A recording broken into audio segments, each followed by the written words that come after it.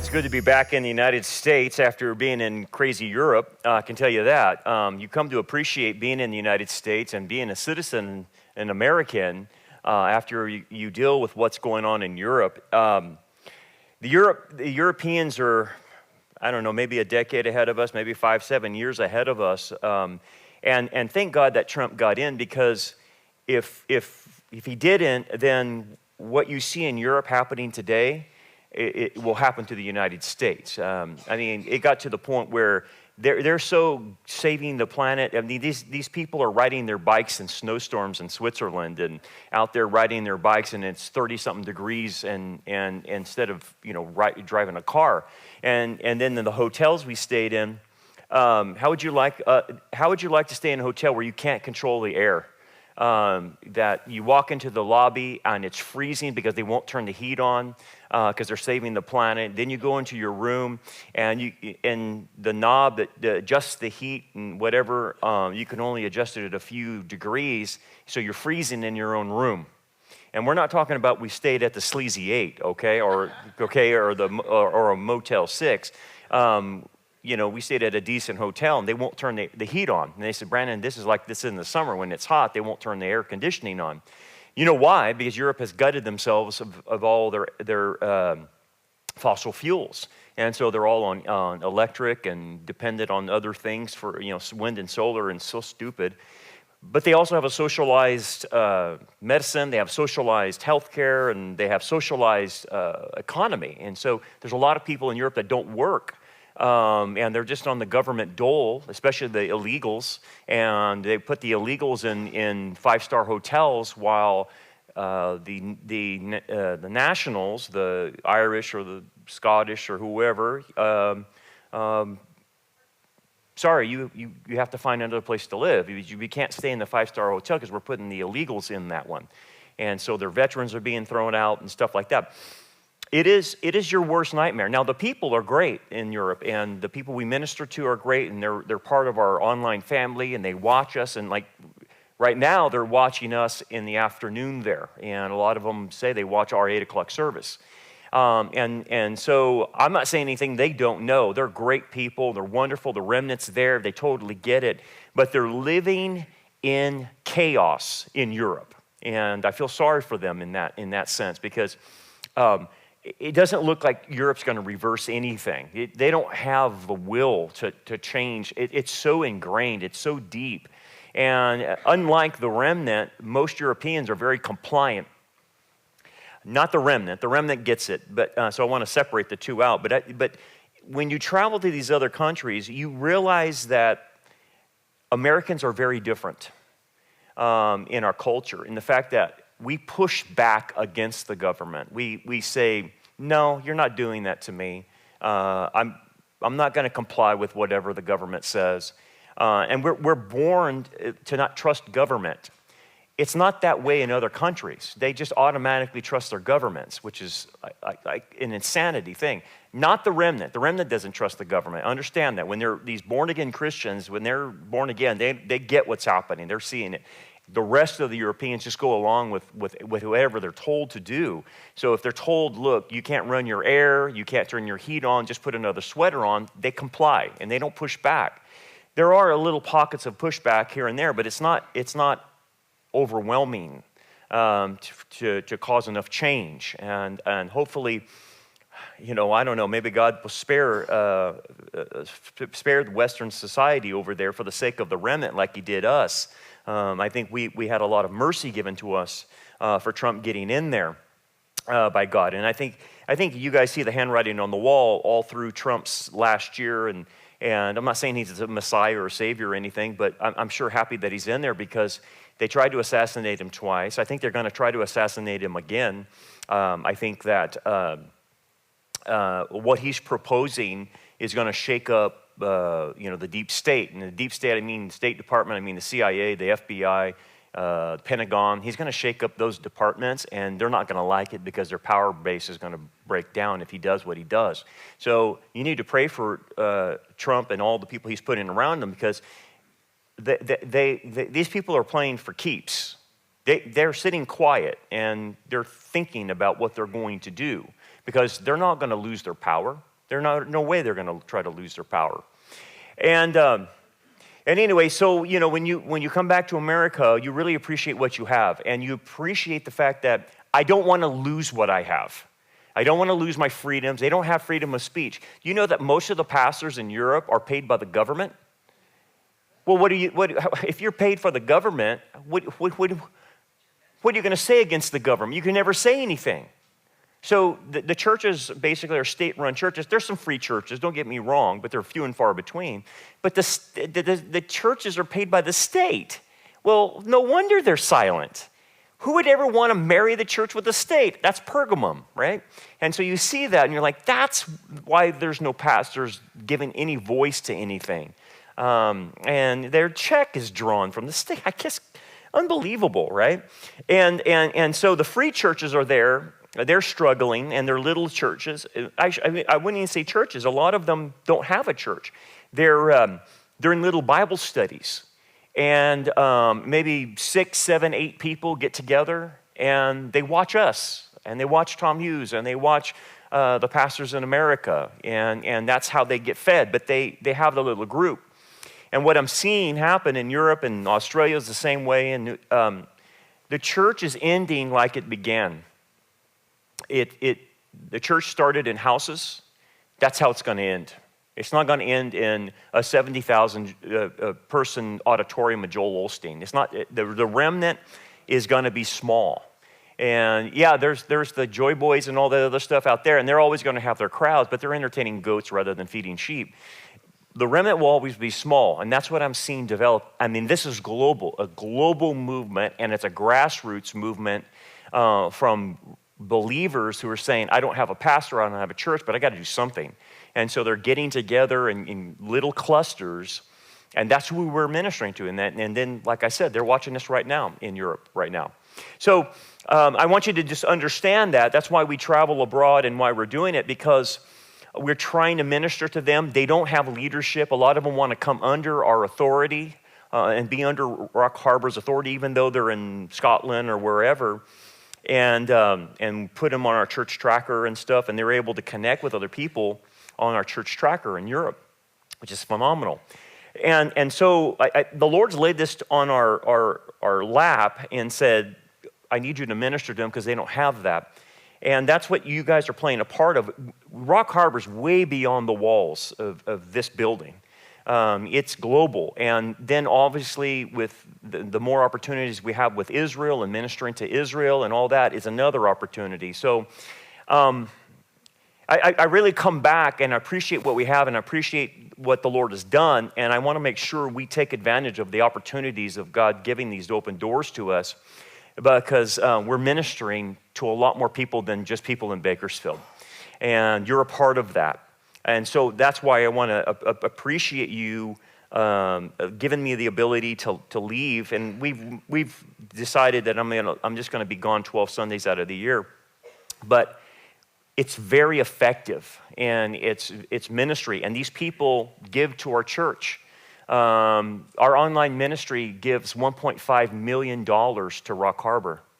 And so this building that we're in, the ground that we're on, a lot of that was, I would say half of it was paid by people that don't even live here, that don't even will ever use our building. And they feel that we're their church, and so they give. And so there is a reciprocal relationship, you have to understand. And we couldn't get this far had it not been for our online community that sees us as their own church. So I appreciate you guys allowing me to leave for a while. So anyway, that brings me to where we're going to be at in Genesis. And I'm going to start the dream cycles that Joseph is getting into, and this is where we're at in Genesis. Where now he's been put in prison because Potiphar's wife couldn't control her lust. And she just kept begging him for sex, and he said no. And so finally she turned on him like a sheep-killing dog and accused him of trying to rape her and trying to malign her and everything. And so Potiphar,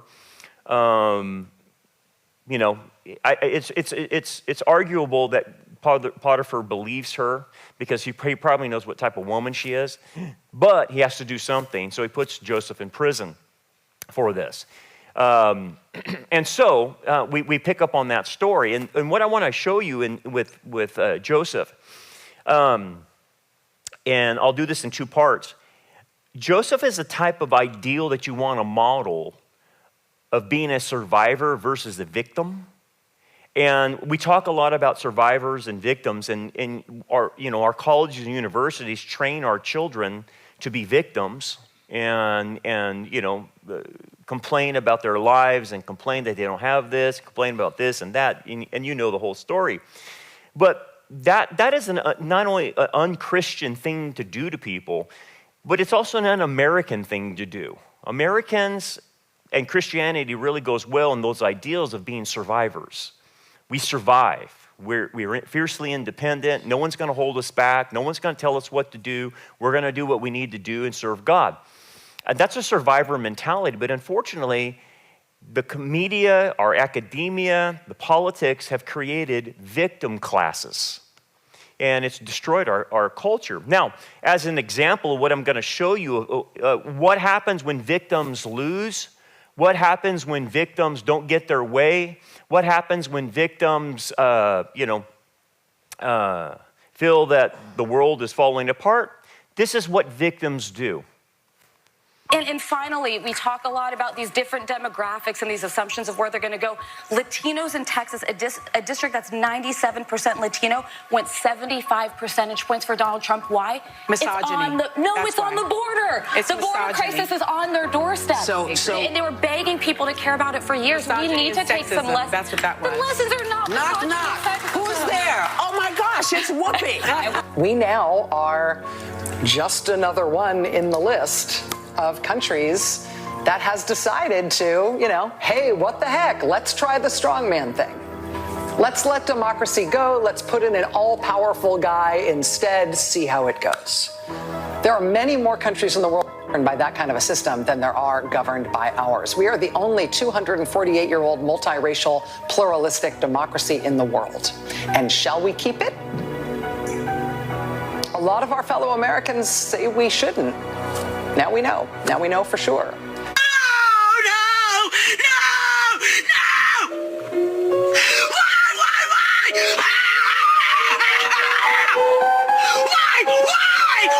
Do you really hate me that bad? Daughters, 4 children overall, and women's rights is pretty important to them and my daughters. Sorry, I'm getting a little emotional about that. I didn't think that I was going to do that, but... Okay, so we're closing in on almost 5 p.m. Eastern time, and I've been tracking everything that's been going on across the country today. And my most important encounter was when I went out to get my champagne. I was talking to the guy in the store, of course, asking him, did he vote? And he said he did early voting, and he asked me if I early voted. And he asked me, why I was getting the champagne, and I said, because I'm going to be toasting Madam President tonight. And I said to him, she's going to take every one of the swing states plus Iowa. I said, I'm a political analyst. I'm telling you right now, the numbers are there. She's taking this election. And then I said to him, you realize, and he didn't tell me who he voted for, but of course I knew. And I said, you do realize you wasted your vote, right? And I didn't care. Hi, everybody. Just a quick reminder, if you're watching the election results tonight, I just want to make you aware of something called a red mirage. That's when some of the rural counties come in because they're earlier and faster because there are fewer votes to count. So don't panic. Some breaking news from the decision desk. NBC News can now project that Donald Trump has won the state of Wisconsin, which means he is the winner of this race and will return to the White House as this country's 47th president. Well... Guys, we literally don't even have to panic. We literally don't have to freak out right now. We don't even have to, we don't have to freak out. We don't have to freak out because it's not even real. Because recount the vote. If this is an audition from managing a complex organization like the United States. Kamala Harris has passed the audition flawlessly. This has been, in many ways, a perfect campaign. It briefed, and she had barely any time to put it together. But just as a managerial matter, it's been brilliantly done. I don't know what else she could have done. I think she could have done more. I think she left it all out on the field. I think she raised $1 billion in 3 months. I think that she ran a flawless campaign, and I maintain that. All I can say is how dare you? How dare you put this man into office for another 4 years, knowing well what it means for our country. It's not just misogyny from white men. It's misogyny from Hispanic men. Right. It's misogyny from black men. I was so hopeful that a mixed race woman married to a Jewish guy could be elected president of this country. That's not the point I'm making. The point, don't look at me like that. Let's be honest, it was a terrible night last night. It was a terrible night for women, for children, for the hundreds of thousands of hardworking immigrants who make this country go.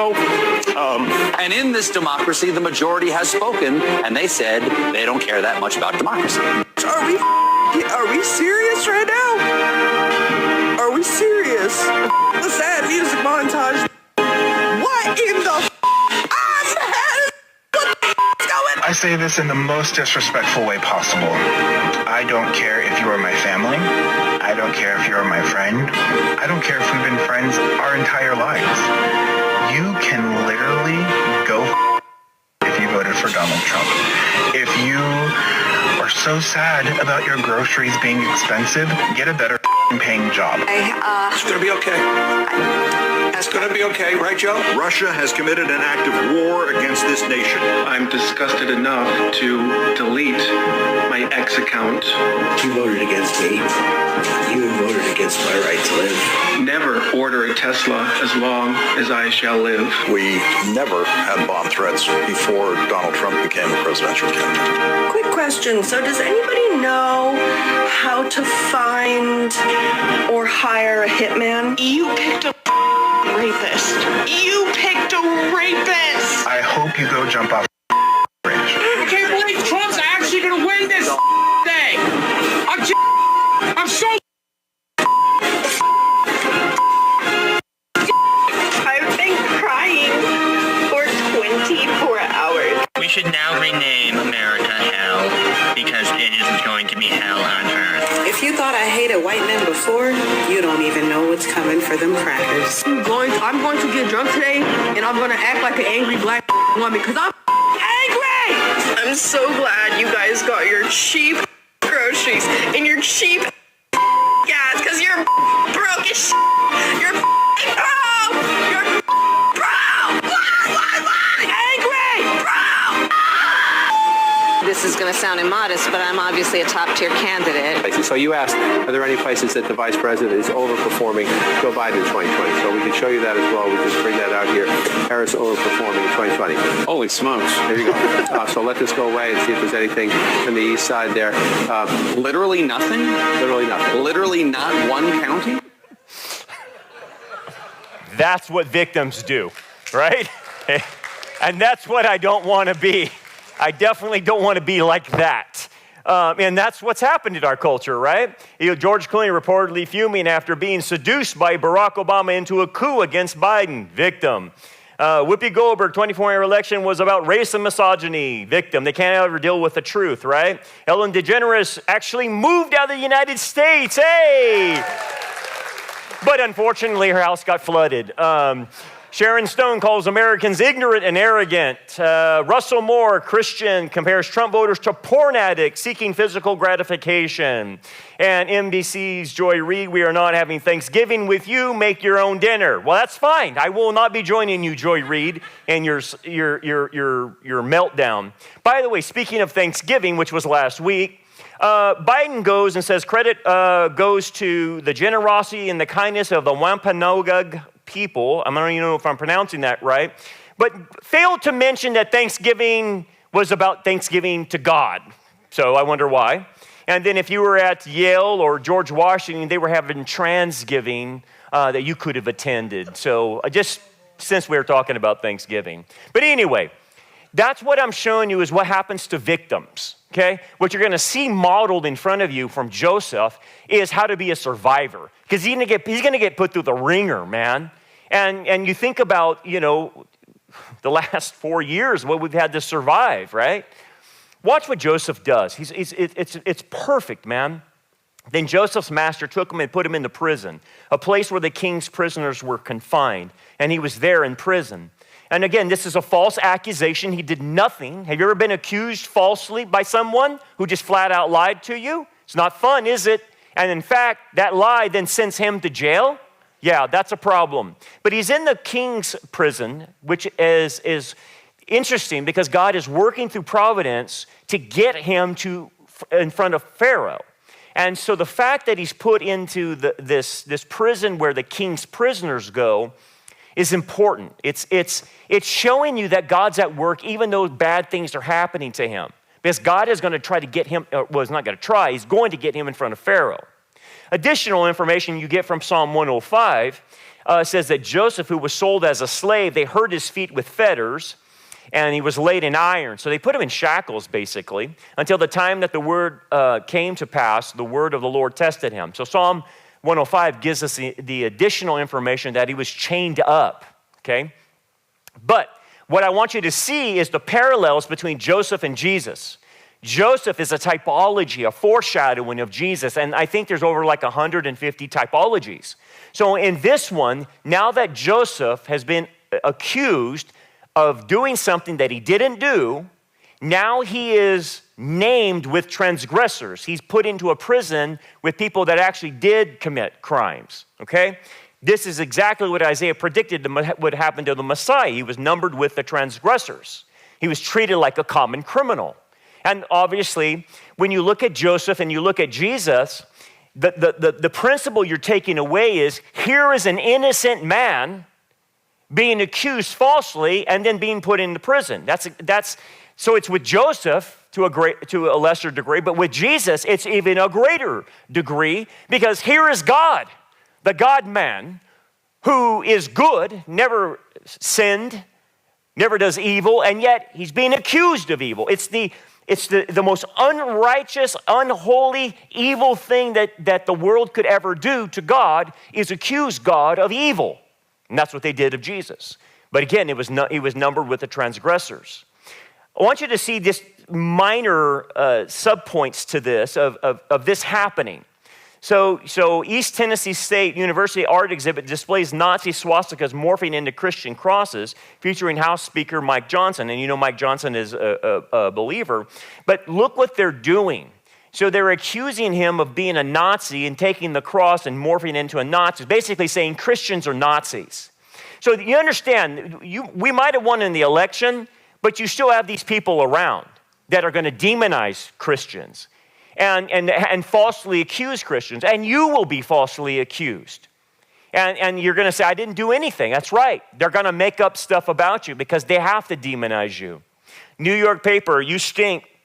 Paper blasted for reducing biological females to non-transgender women. They can't call them females anymore.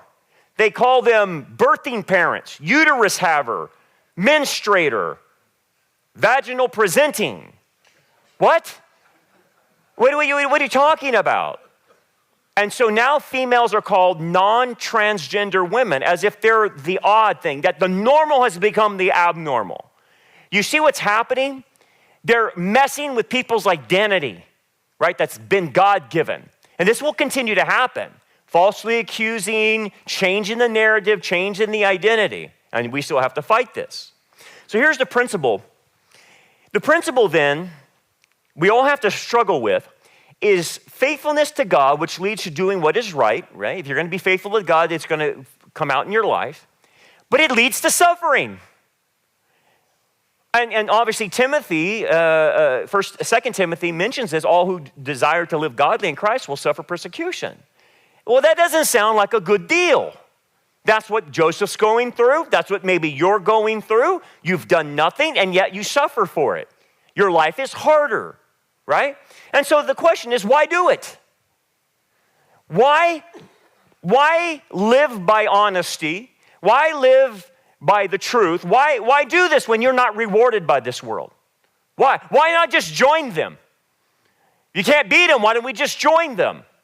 And that's the question everybody has to struggle with. That's the question of deciding what path you're going to take in life. Whether I'm going to take the path of resentment, of Cain-like resentment, or I'm going to take the path that God wants me to be on, even though I will suffer for it.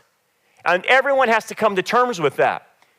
And it's a hard decision, I know. And unfortunately, a lot of people have decided, well, I'm just going to live like the world does. I don't want to suffer.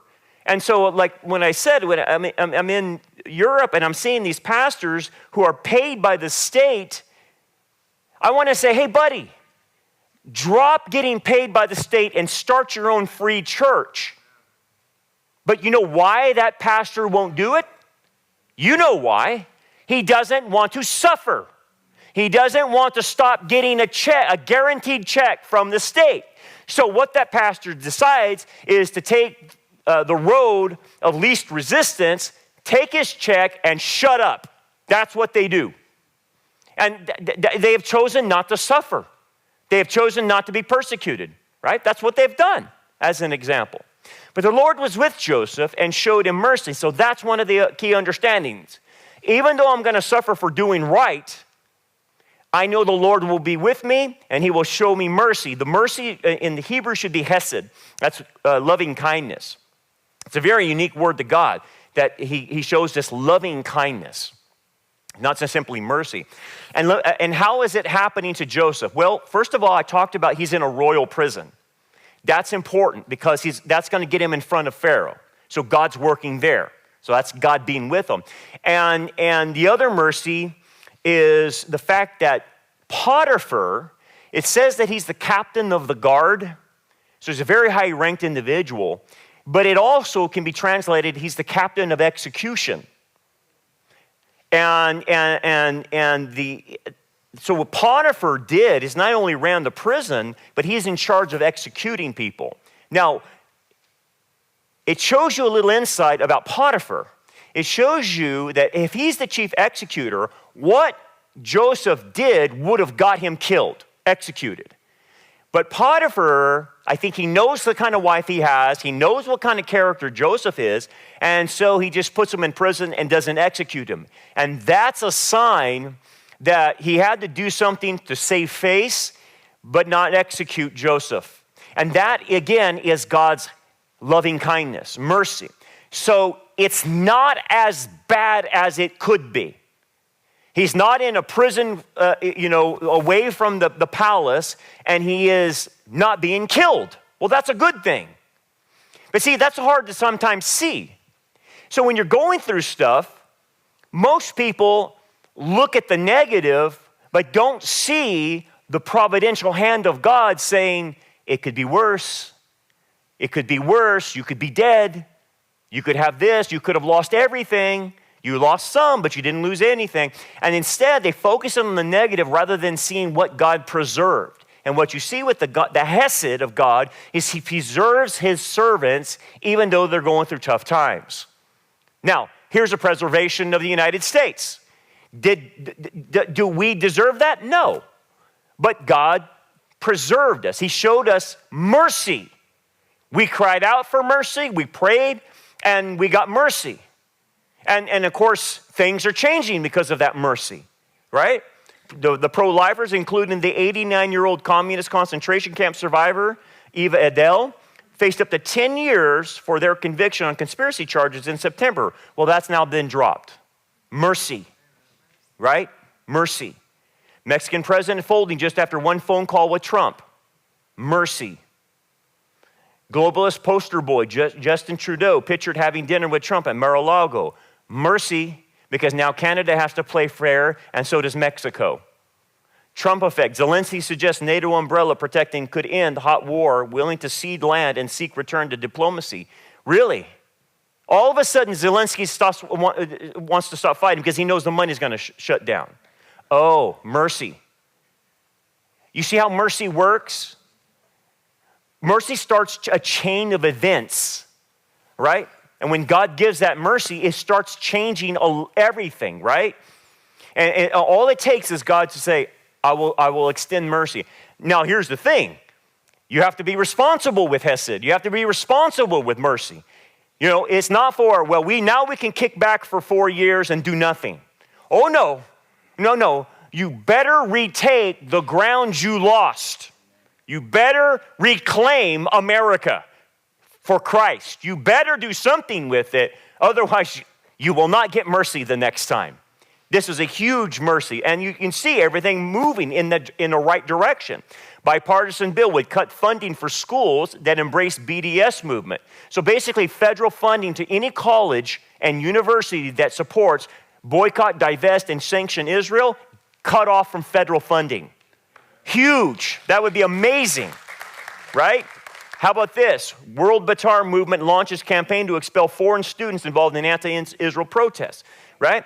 So they're compiling a list of foreign students holding U.S. study visas who have participated in or led anti-Israel demonstrations. This initiative aligns with Trump's pre-election promise to expel foreign students or protesters who express support for terrorism or engage in anti-Semitic activities. Amen. That's what needs to happen. That's mercy. Okay? So I don't want you to say, well, that's Trump. It's God allowing this to happen. God's saying, here's what, I'll give you mercy, and you better start doing something. You better expel these foreign student visas who are supporting Hamas. That's what God is expecting. And I hope this all continues to go down. Okay? So when mercy happens, it's huge, man. So here's what's going on with Joseph. And he gave him favor in the sight of the keeper of the prison. And the keeper of the prison committed to Joseph's hand all the prisoners who were in the prison. Whatever they did there, it was his doing. So this guy turns a bad situation into a situation that's actually productive and makes it easier on the keeper of the prison. He makes his job easier. That's the kind of mentality that Joseph has. And this is the outworking of it, obviously, of the Abrahamic blessing. That the descendants of Abraham, and this includes Joseph, God would use them to bless the Gentiles. And that's what Joseph's going to be used. Even he's in prison, he's blessing the Gentiles. That's how the Abrahamic covenant is working, right? I will bless those who bless you, and I will curse those who curse you. Now, here's the principle for all of us. The principle is this. The hesed and favor of God. It says that God gave favor to Joseph. Right? He gave him loving kind mercy and favor. And he can do that for you too. But when he does give blessing and favor to you, it's not necessarily for you alone. It is for others. So what you have to realize is when God shows you mercy and favor with people, it is for you to minister to them and make their life easier and be a blessing to them, like Joseph's being a blessing to the jailer. Most people don't think like that. They think about God blessing them, but then they don't have any compulsion to bless others. So why was God going to give you favor and blessing if you're just going to keep it all? You're to be an outlet for that. And that's what he's becoming, a blessing to others. The keeper of the prison did not look into anything that was under Joseph's authority because the Lord was with him. And whatever he did, the Lord made it prosper. So, is it the chicken or the egg here? What's going on here? Well, the Lord's blessing him. Joseph's doing what he's supposed to do. And so you have this, it's both. It's God blessing him and Joseph doing a really good job. That would be similar to, working for an employer. You want to make your boss's job easier. Bless your boss. It's not about how much money you make. It's about how can I make my employer prosper. That's Joseph's mentality. That's a very foreign concept. You get somebody out of college and you want to hire them for your company, probably don't hire them because they'll be an HR nightmare. The first thing they're going to ask you is how many days off do I get? How much sick time do I get? How much vacation? How much am I going to get paid? And what's the least amount I can do? Okay, that's the kind of employees we're getting now because of the colleges of creating entitlement. But imagine an employee coming to you and saying, I'm here to make your life easier. I'm here that I will be so trustworthy, you don't ever have to worry about things. I will make sure the job is done. I will make sure other people get their job done, and you can be free of worry of that. What an employer's dream, right? He doesn't have to micromanage. He doesn't do anything. And on top of that, everything Joseph has is blessed by God, so he has the Midas touch. By the way, that's where the concept comes from of the Midas touch, where everything that Joseph touches, it prospers. And so, yes, it's him being responsible, and it's God's blessing. So that's how it's working. So the principle in the survivor's mentality is very important, and it's this. Bad things are happening to Joseph, no doubt about that. He's thrown in prison, man. And he doesn't get into self-pity. He doesn't get into bitterness. He doesn't get into resentfulness, and he doesn't become cynical. You will never hear Joseph complain, even though he's through the most horrible things imaginable. And if you decide to go cynical, if you decide to complain and decide to go bitter, well, then what happens is you start thinking that God is unjust, and you start railing against the reality in which you are in. And you start saying to yourself, well, it doesn't pay to do good. I'm punished for doing good. These other people do bad, and nothing happens to them, right? And honesty is not the best policy anymore. These people lie, and they still get away with things. And then eventually the person decides, well, I'm going to join them. Because they're getting away with things, why don't I do it? Why am I making my life so hard? I mean, apparently the reality of life is working against me, and God is working against me, and so you start having resentment towards reality and God. Well, what kind of state does that leave you in? That's a pretty miserable state. That seems like hell to me. You're at the point of resenting God so much you're like Cain. Well, I know where that leads, and you know where that leads. That's what Joseph is trying to model in front of us. Don't go there. Don't allow the travesties of life to make you cynical and turn you into some God hater or resentful of God for what he gave you or whatever it is, and blaming God for things. The survivor mentality actually reacts with humility. See, pride says, I deserve better. I can't believe God's allowing this. That's pride. Humility says, thank God I'm not being executed. Thank God I'm not in the worst prison. I'm still in the palace prison. And that's humility, right? It appreciates what it has. And basically trusts God and figures out, okay, here's my lot. Here's the cards I've been dealt. I have to make the best of it. I have to continue my call. I have to continue to use my gifts and further God's agenda. That's how you react to it as a survivor. It's like all of us have been hit by a car. We were walking, on the street, and we were in the crosswalk.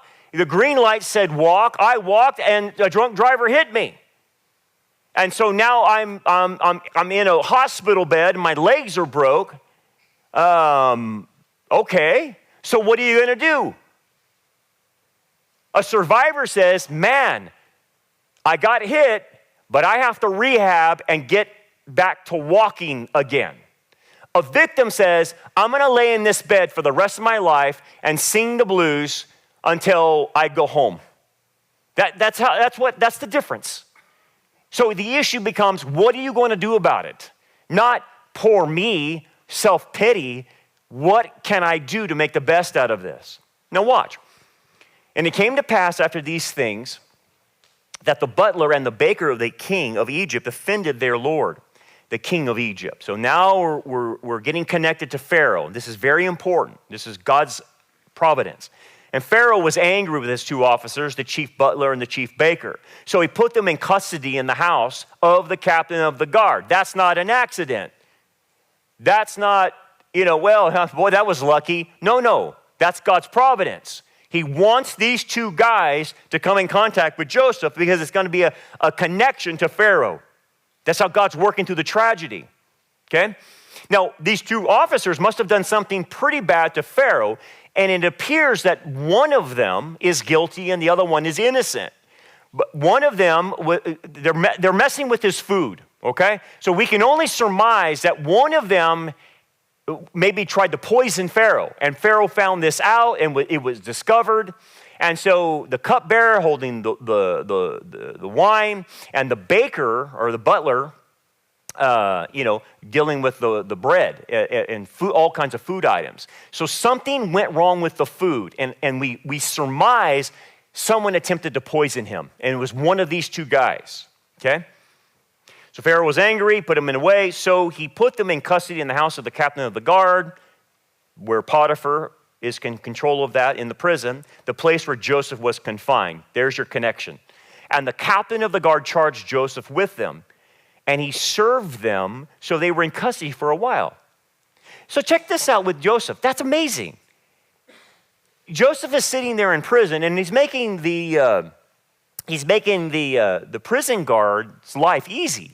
He's doing everything he can to help the prison guard. So these two guys come in, and Joseph, what does he do? He starts serving them. That's amazing, because most people would say, I'm in this filthy, rotten prison because of these Egyptians. There's something wrong with these Egyptians. I'm being accused by the Egyptian woman. I'm not going to help any Egyptians. They're on their own. Forget them, man. They're not even Hebrew. I'm not going to help them. I'm not doing anything. He could take an attitude and cop an attitude like that. They don't deserve to be helped. But what does he do? The opposite. He serves Egyptians that he doesn't even know, even though he's accused by Egyptians. That's pretty amazing, right? It's like, let me give you the opposite of this. The opposite of this is when we found out through our IDF contacts that, the IDF takes in Hamas terrorists, takes them into the hospitals, fixes their wounds, bandages them up, and then says, do you still want to kill us? And they said, yes, absolutely, I want to kill you. That's after Israel has bandaged them up and mended them up. And so they go back onto the terrorist field having no gratitude whatsoever for someone helping them.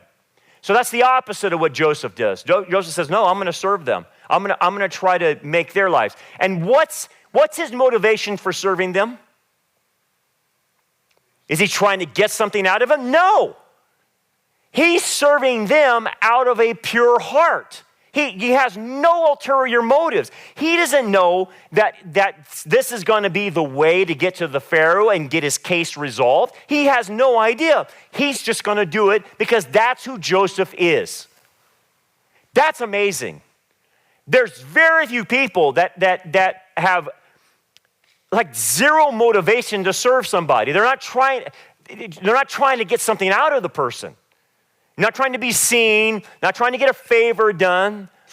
We call that politics, right? You scratch my back, I scratch yours, that type of thing. We see that in politics. That's not Joseph. He has no reason to help them other than goodwill. Wow. So here's the principle. Survivors don't focus on their discouragements and disadvantages, but instead they use their talents to minister to others. See, here's the thing. The picture says 1,000 words. This is the mentality you have to have. This is the mentality of Joseph. It's you've got to fight the dragon and rescue the princess. That's a theme that's all through everything. That's a theme in the Bible, by the way. The dragon is Satan, right? Christ is the battler. And what's the prize? People, right? Israel, the church. People, right? So the theme of a knight fighting a dragon is ancient. It comes from the Bible, right? But this is life. Life is this. I go out and I fight the dragon, and I'm at a disadvantage because the dragon is a fire breather. He's bigger than me. He's a monster. He flies. I can't fly. But if I do battle with him, I rescue people. Whether it's the princess or my family or my friends or whoever, my country, my community, my neighborhood. That's the theme we're working with. That's Joseph's mentality. I will fight the dragon to rescue people, to help people. That's a totally different mentality than what our kids grow up with in our public schools. They don't teach them to fight the dragon. They teach them to run and hide from the dragon. And don't rescue anyone other than yourself. It's a very narcissistic, nihilistic type of motivation.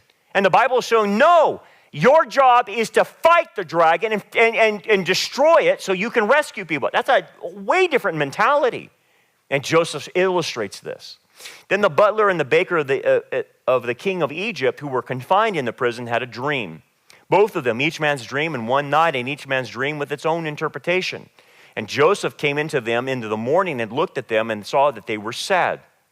Now, remember, in Egypt, dreams are important, and in Babylon. And in these two cultures, they actually had dream books, and they had dream interpreters. And this was like a profession. And this is a papyrus from Egypt of dreams. And what they would have is they would have the symbols of what people dreamt about, and then they would explain the meaning underneath of what those symbols mean. And they had a whole book about this. And this papyri was found in, I think, time of Ramses. And what it shows you is a page of dream interpretations. So this is actually a profession. Now this is interesting because does God know Egypt has professional dream interpreters? Yes. And guess what the skill set that Joseph has? He interprets dreams. So that's important. And oh, by the way, who's the other dreamer in the Bible? Dream interpreter. Daniel. So Daniel and Joseph are the only two that interpret dreams. By the way, where did I say the two locations are where they have professional interpreters of dreams? Babylon and Egypt. Joseph is in Egypt. Daniel's where? Babylon. So he interprets a dream. So what God is preparing his servants to do is go into their realm and be able to do something that their own interpreters can't do, like Daniel and Joseph. And so it was a big deal. So they're sad because they're in prison and they have no one to interpret them. Like you would go down the street and find a dream interpreter of any dream you had, and you could pay a fee and he would tell you what your dream meant, because they believe that the gods communicated to you in dreams, but the gods wouldn't tell you the interpretation. So that's where the professional dream interpreters came from. So Joseph's there. So again, you can see the providence of God working all this. So he asked Pharaoh's officers who were with him in custody of his Lord's house, saying, "Why do you look so sad today?" And they said to him, "We each had a dream, and there is no interpreter of this." Now, this is going to click with Joseph. You understand, this is after 11 years, okay? 11 years since he's been stolen, been taken out of Israel. And he's seeing this as a God-ordained opportunity, that now he has the opportunity to use his talent of dream interpretation here again. And what's that doing? It's showing that this is a turning point for him, that God is at work behind the scenes. God is showing him that. And it's proving that his calling to lead Israel is true. Remember, how did his calling start? With dreams. Right? And all the sheaves would bow down to his, the sun and the moon and the stars would bow down to him, that he would be the leader of Israel. And now God is confirming that this is after 11 years. God connects to him and says, I'm still working behind the scenes, even though you haven't heard of me. I'm still working behind the scenes. Now, God's going to do that for you too. You're going to go through long stretches of silence with God. And it's not like God is ignoring you. It's because he's wanting you to trust him in the silence. And then every once in a while, he'll connect in providence with you and show you that he's still behind the scenes. But here's the key. You only will get to see that if you're using your talents. If you decide, you know what, I'm not going to help these Egyptians, I'm not going to do anything for them, I'm going to sit back and pout, and I'm not doing anything, and not use your gifts, then you're not going to have that moment. If you want to see God work and show you open doors and show you that he's still working, you have to be on task. You have to be doing what you're called to do regardless of your circumstances. You have to be doing and using your gifts. And unfortunately, too many people say, well, things are just not right in my life, so I'm just going to sit back and do nothing. You're not going to see it then. You're going to miss out. You're not going to see those flashes of God working in your life and say, that's God. You're not going to see that because you have decided to sit this one out. You have decided, well, my life's too hard. I don't like the way it's going, and so I'm not going to do anything. I'm going to drop out of the committee. I'm going to drop out of that Bible study. I'm not even going to go to church. I'm not going to do that. Fine. But you won't see God anymore. You are not going to see him working in your life. And I don't want to miss that. That's what Joseph is seeing. So Joseph said to him, do not interpretations belong to God? Tell them to me, please. And so he's now witnessing to them. Look, I can interpret it. My God will interpret it for you. I've done it before. I'll do it for you. So the principle is, the test is whether you will persevere in your call and your gifting despite circumstances. No matter how bad it gets, will you fight through it and continue to serve and continue to use your gifts? That's the question. Or will you bury your talent? Right? If you push through your circumstances and continue to use your gifts, what happens? You get confirmation that God's promises to you will come through. Your call will be confirmed, and you're going to receive insight into the providence of God. Think about that. Do you want to know God's will? I'm going to imagine everybody in this room says, I want to know God's will for my life. I want to know God's will. I want to know what he wants from me. I want to know what he wants me to do and how he wants me to live. I mean, that's fundamental. Okay, well, here's the clue. When you start doing what you're supposed to do, doors will open and doors will close. And what you do is you read the open doors and you read the closed doors as the providence of God. And what you're seeing is you're seeing God's will for you through the open and closed doors. And then you'll know where to be. That's the key. And everybody wants to be in the will of God. Well, you have to do it. You have to go out. You have to attempt something. You have to trust. You have to have faith. You can't sit back and think that God's providence is going to open up to you. You will go blind to the providence of God if you refuse to serve. You'll go blind to it. You just won't know what you're for. And if you don't know what you're supposed to do, then you lose meaning in life. And if you lose meaning in life, you lose your identity. And you don't know who you are because you don't know your call. You don't know your gifts. Joseph is seeing that. He's like, that's it. My call is confirmed. I am supposed to lead Israel. Then the chief butler told his dream to Joseph and said to him, behold, in my dream, a vine was before me. A vine. Interesting about the two guys. The first guy has no problem revealing his dream. He doesn't know what he doesn't know the interpretation. He just says, this is what's going on. That's a way to discern people. The other guy will not reveal his dream until he sees a favorable interpretation of the first guy's dream, which tells me and tells you and tells everybody reading this text who the innocent party is and who the guilty one is. Innocence has nothing to lose by revealing the truth. Those who are guilty hide the truth, okay? And that's what you're seeing here as far as discerning people. It's the second guy who's guilty, and it will be shown that he is guilty. It's the innocent one that offers up everything. By the way, the guilty are guys like John Kerry, who said that America is responsible for paying the energy infrastructure in Africa because U.S. is the world's leading economy. Excuse me, John Kerry, the cat's out of the bag. Global warming is a hoax. So you keep pushing a narrative that's not true. So what are you hiding? He's hiding because he wants to wealth transfer from America. That's what he's hiding. And then you have these other people, UN COP29, say that they demand $300 billion a year from countries like the United States to poorer countries. Again, what are you hiding?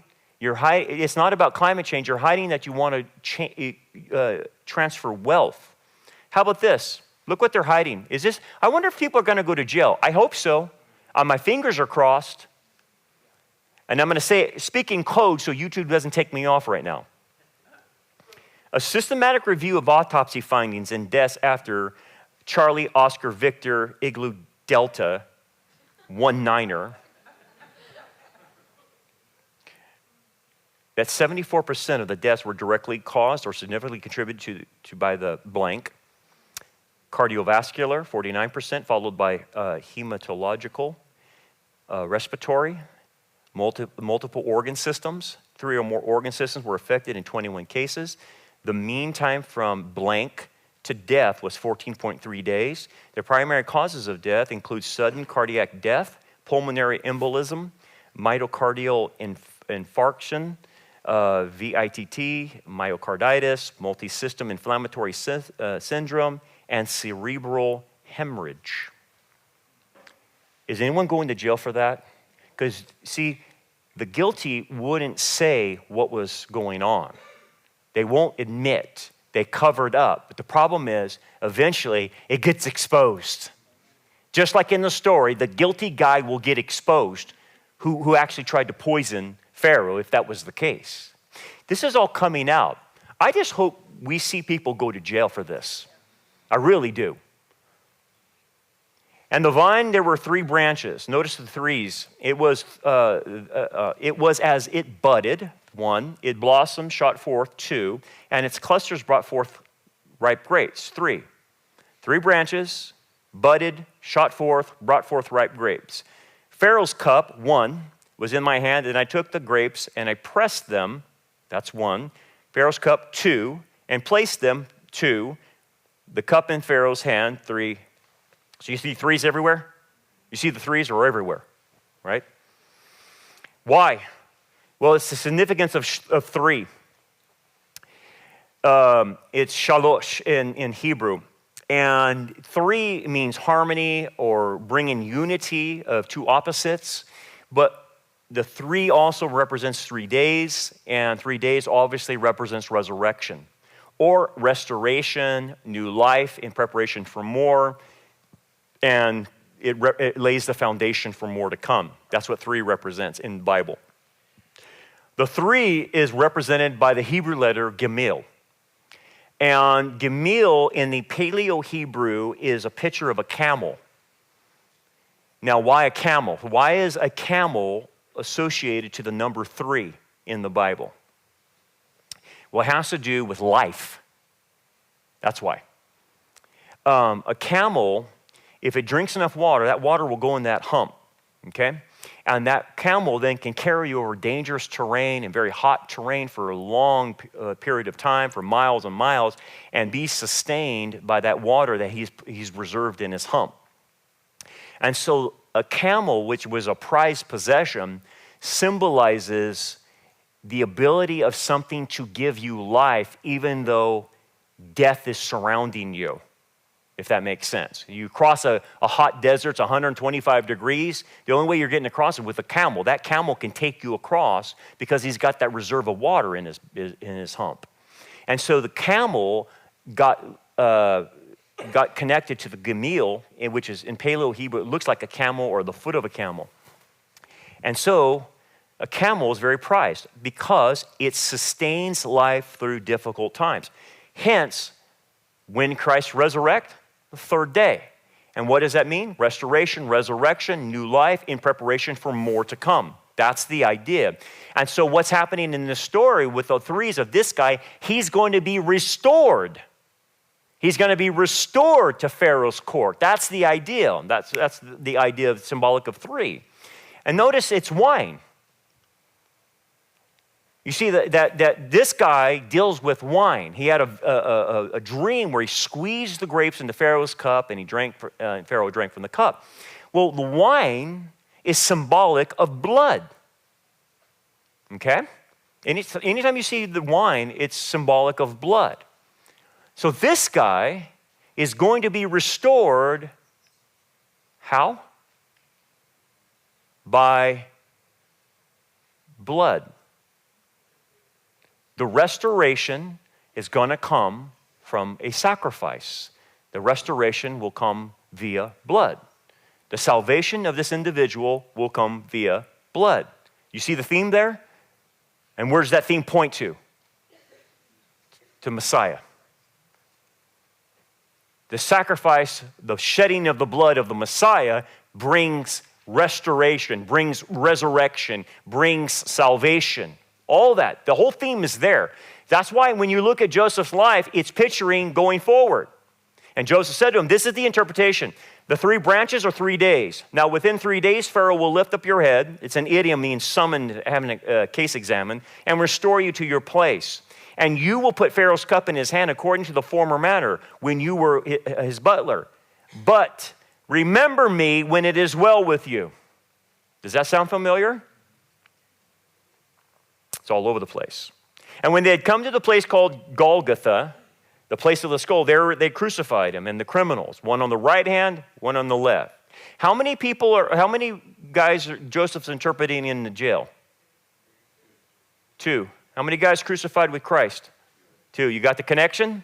It's happening. It's a picture of the cross. The butler and the baker are a picture of the 2 thieves on the cross. Okay? One on the right hand, one on the left. Being on the right hand means being favored by God. Being on the left hand is not favored by God, right? Then one of the criminals who were hanged blasphemed him, saying, if you are the Messiah, save yourself and us. That's going to picture the other guy that's guilty. But the other answering rebuked him, saying, do you not even fear God, seeing that you are under the same condemnation? For we indeed justly, for we receive the due reward of our deeds, but this man has done nothing wrong. What did I say Joseph was guilty of? Nothing.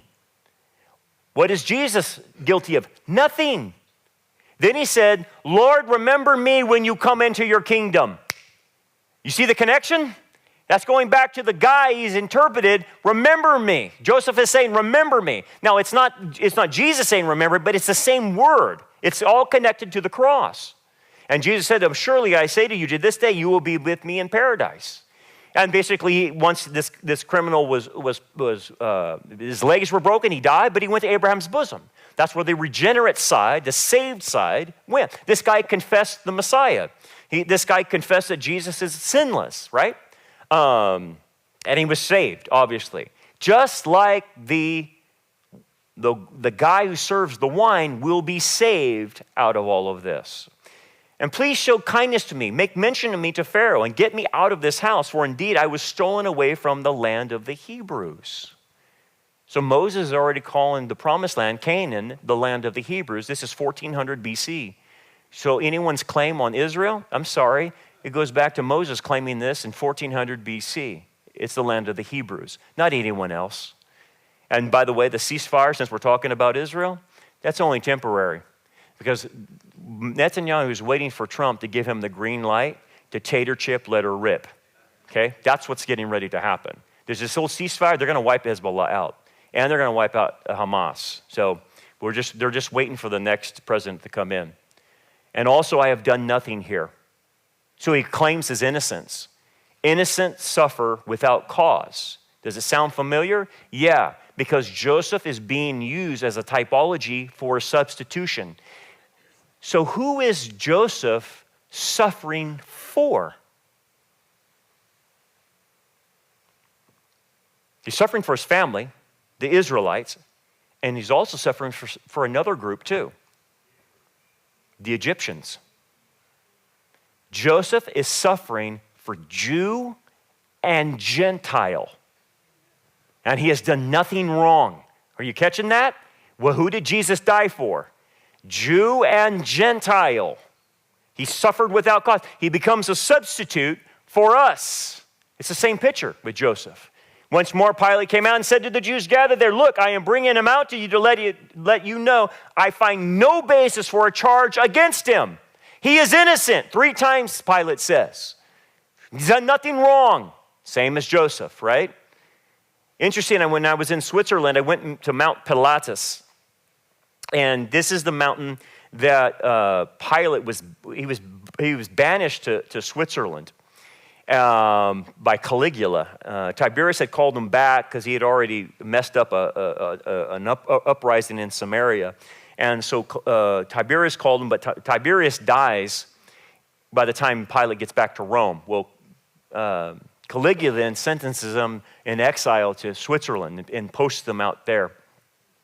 Eventually, Pilate jumps off Mount Pilatus. That's why it's called Pilate. He jumped off one of these cliffs and killed himself and committed suicide. The theory goes, the tradition goes, is that him dealing with Jesus and him knowing that he was innocent and knew something was different about Jesus, he bothered him for the rest of his life. And then eventually he had the remorse of Judas, and so he ended up killing himself because of it. And that, as the theory goes. But anyway, Pilate tried to release him. He knew he was innocent. That they should put me in this dungeon. Notice the word dungeon. It's pit or cistern. They put him in another cistern. They put him in another pit. Like he was in the pit when his brothers put him in there. Well, there's a connection. If you go to Jerusalem, you go to St. Peter's of Gallicantu, there is where Caiaphas' house was. And I think I've showed you this before. You can see that in the Temple Mount, house of Caiaphas. These are Caiaphas' bones. It was found in 1990. It's a man of a 60-year-old of age. And this is Caiaphas' dungeon under the house. And you can go there and you can see where they tied the shackles up to people. And they shackled them just like they shackled Joseph.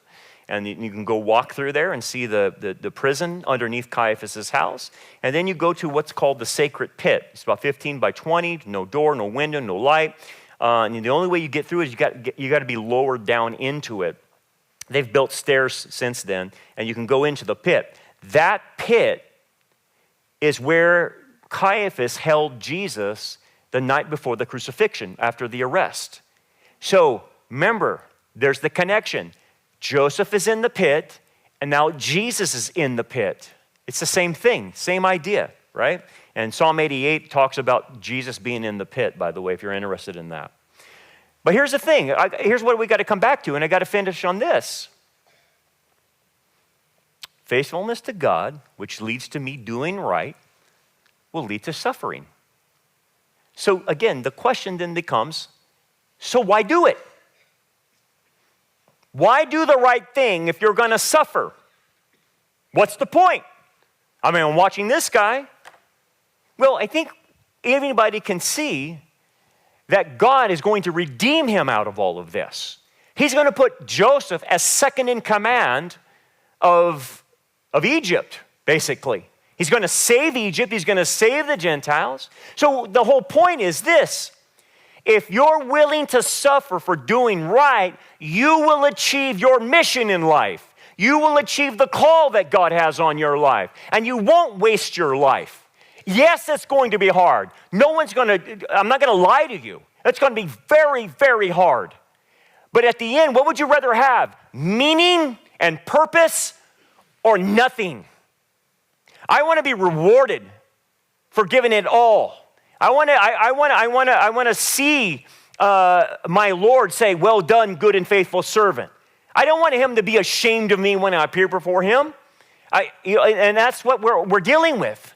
So what do? We voluntarily take on the suffering. We take on the cross that he gives us to bear. And we say, yes, Lord, I will carry this cross as long as you want me to do it. Because I want to fulfill your purpose and plan for my life. I want to carry out your agenda. I don't want to waste my life. I don't want to live a miserable life. Yeah, I could play it safe. Well, guess what? You play it safe and you don't take any risk and you don't step out in faith. Well, then what happens? Well, you live a life that's boring. I wouldn't want to live like that. It's boring. You have no meaning. And you know what will happen one day probably because you took no risks in your life? You'll probably slip in the shower and break your neck, and that's it, and that's the end of you.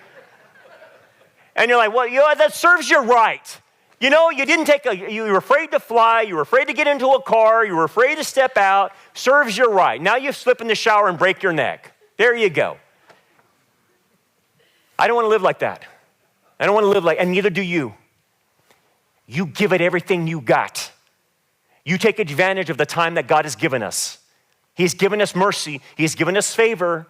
He wants us to do it and use it for his agenda. I hope you answer the call, my friend. Let's pray. Father, thank you, Lord, for what we can learn from Joseph's life. What a model to be put in front of us. He is like Christ in many, many ways. And ultimately, we think about Christ being our example of suffering unjustly, being accused of all kinds of things, and yet doing it for the ultimate purpose of saving others. Help us to be like that and have that mentality, Father. And if there's anyone here that doesn't know your Son as Savior, they would come to faith in him today, realize he died on a cross for their sins, was buried, and rose on the third day to give everlasting life to anyone who believes. We pray now in Jesus' name, amen.